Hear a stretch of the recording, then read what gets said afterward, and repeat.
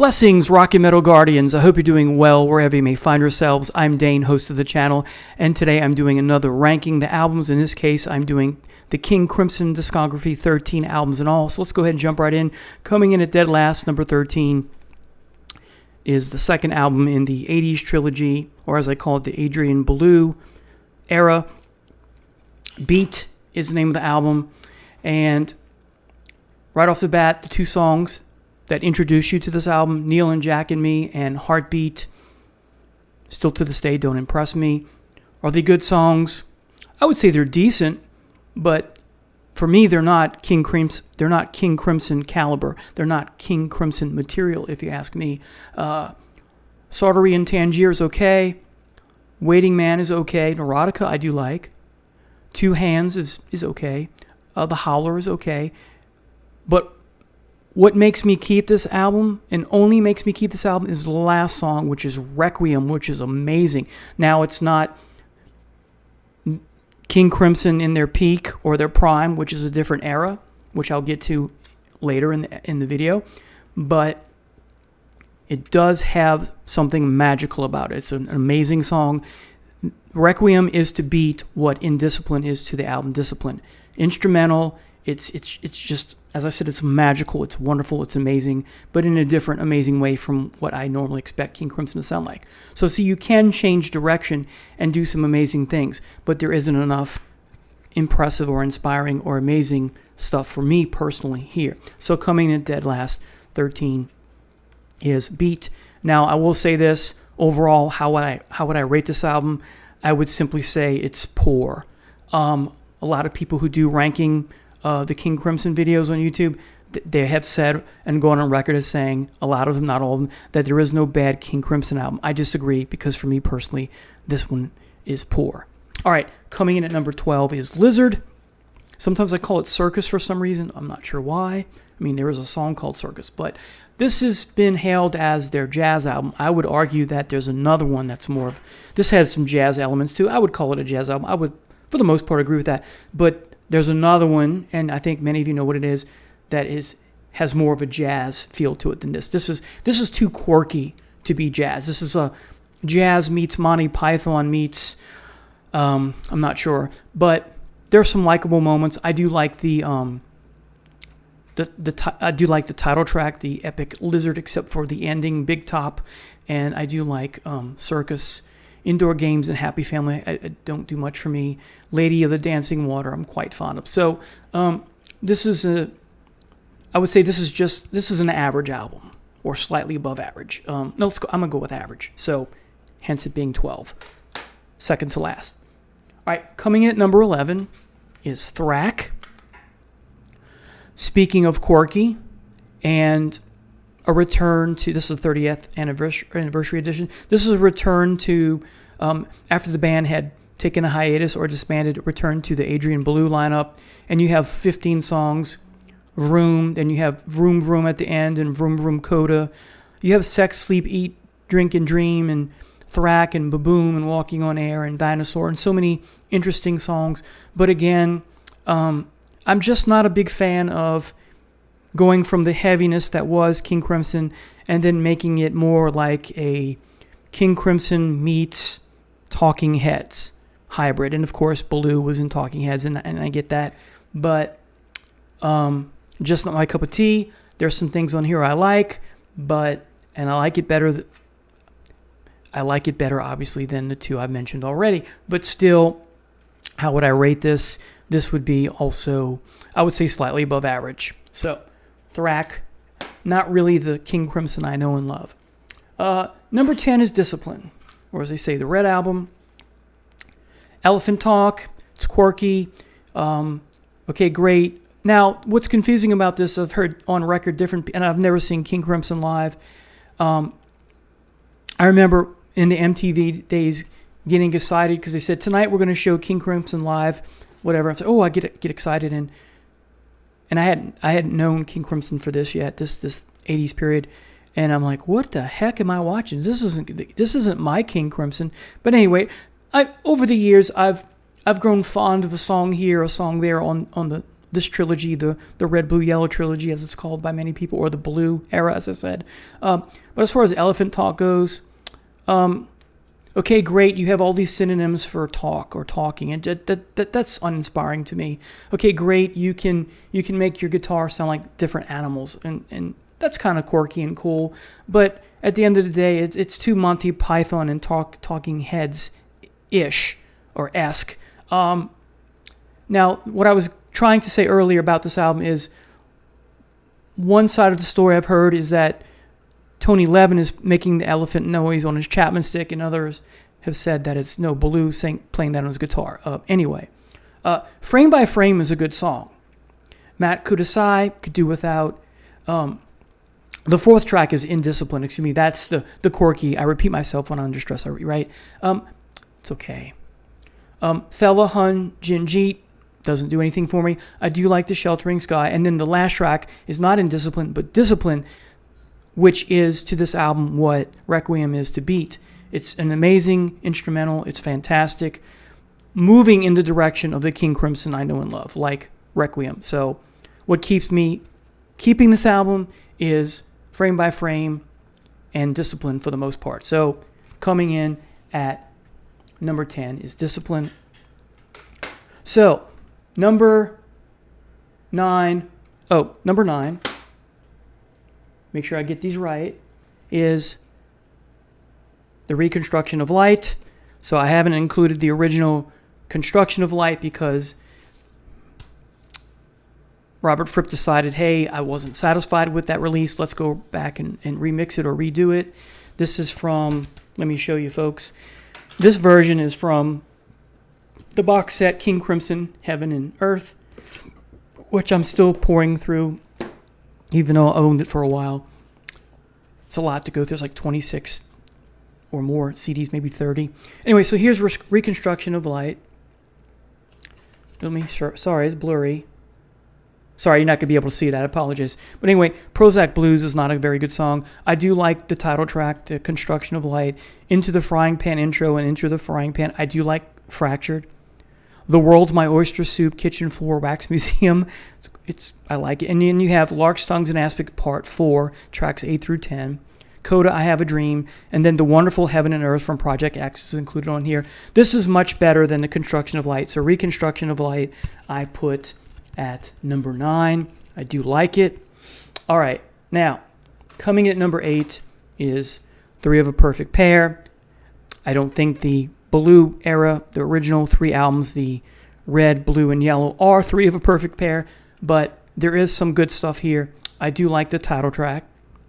I'm not a big fan of Model Man. Sleepless is okay. Man with an Open Heart's okay. Nuages, I do like the Which Passes Like Clouds. Now the right side, Industry, which is some industrial music, I dig. Dig Me, I like. No Warning, I like. And what's the gem of this album? Go figure, it's the last song. See a trend here with these 3 albums is Lark's Tongue and Aspic Part 3. Great song. So number 8, Three of a Perfect Pair. Now,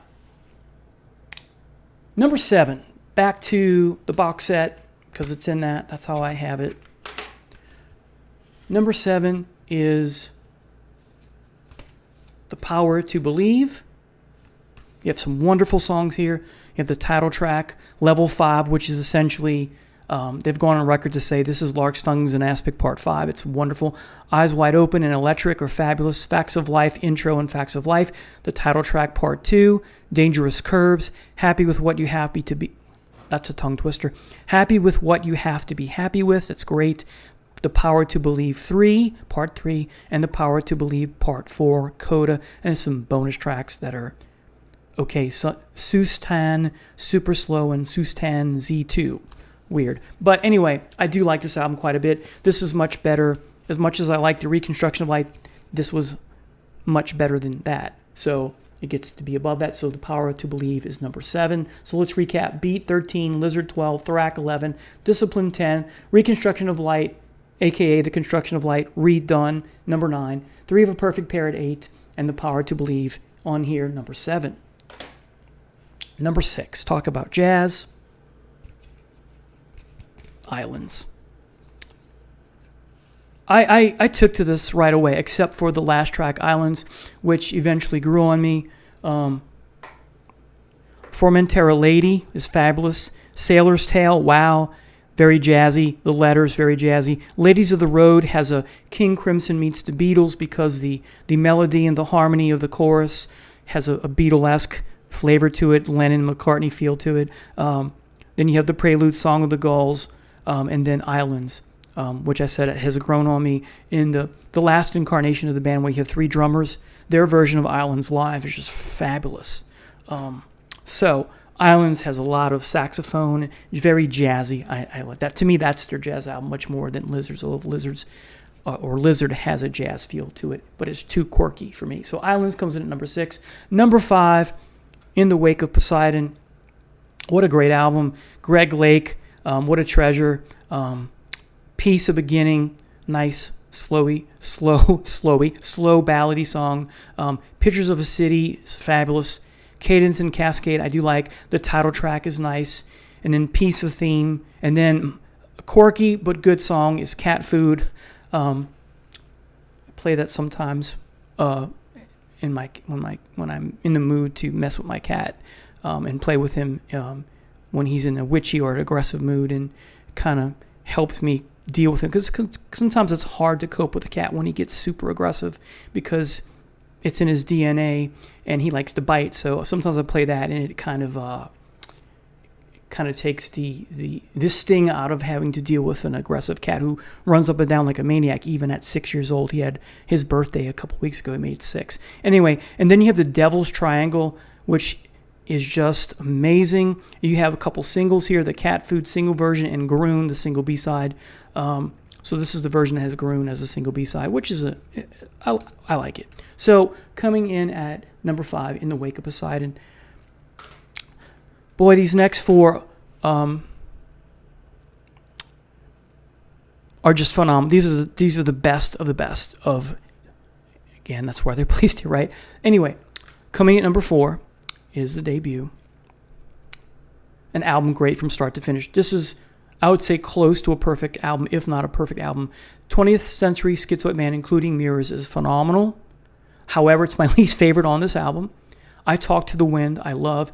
Epitaph is my favorite song on this album. March for No Reason and Tomorrow, including part of that. Moonchild is spectacular, including The Dream and The Illusion. And then you get the wonderful, majestic, powerful, and emotive In the Court, or The Court of the Crimson King, including The Return of the Fire Witch and The Dance of the Puppets. Just a marvelous, epic track. This album is epic. I love this album from start to finish, as I said. Number 3. And for these 3, I have no qualms at putting them. These 4, I have no qualms at putting them where they are, even though all 4 are amazing. Number 3 is Red. Now, this CD contains my favorite King Crimson album on it, and that is Starless. It's an epic track. It starts off, as you know, if you're a Crimson fan, with John Wetton and his amazing soft-spoken vocals. And then after he's done singing, you get this slow. It's a light and shade song, as Crimson likes to do. You know, they love that bombastic 1 minute and then soft and melodic and beautiful and intoxicating, right? Back and forth, just great. So Wetton's finished singing for a few minutes, and then you get this dun dun dun dun, dun, just slow build-up song, right? And it just gets heavier and heavier. It goes from one gear to a next gear, this build-up is just phenomenal. And then you have moments of heavy metal jazz and heavy metal, and then the drums. Bruford on here is just, oh my God. The whole band, and everything is just dynamite. It is one of the most beautiful and yet heavy songs of all time. Of course, Red, Fallen Angel, One More Red Nightmare, and Providence. Or no sleepers or snoozes either. But Starless is my favorite on here, and it's my favorite song in the entire discography. So number 3 is Red. Number 2, King Crimson, Starless, and Bible Black. I love the title. I love the song Great Deceiver. And if you think about it, this is where you see a little bit of that movement towards the Adrian Belew period, because The Great Deceiver has a Talking Heads bit to it because of the quirkiness, but it's not as uninspiring as Talking Heads or the Adrian Belew Three of a Perfect Pair period. Again, there's some good stuff there, but not enough for me. So the lyrics are funny, ice cream, cigarettes, figurines of a Virgin Mary, right? It's great. It's quirky in a good way, and it's a little bit of the Talking Heads quality, but not overpowering in the way that David Byrne and company drive me crazy. I'm just not a big fan of that band. I just don't get them. Number 2 is Lament. Great song. We'll Let You Know is fabulous. The Night Watch is one of the most beautiful, powerful, emotive songs ever. Trio is amazing. No drums, even though Bill Bruford got a credit. The story goes that the rest of the band was waiting for him to come in, and I was like, nope, I'm going to ruin it, or something like that. And they still gave him credit for the songwriting credit for his restraint. Anyway, and that's why it's called Trio, because you only have Cross, Fripp, and Wetton on the track, although Bruford's listed in parentheses here. Again, got a credit. The Mincer is amazing. The title track is phenomenal, not as good as Starless, and then Fracture is amazing as well.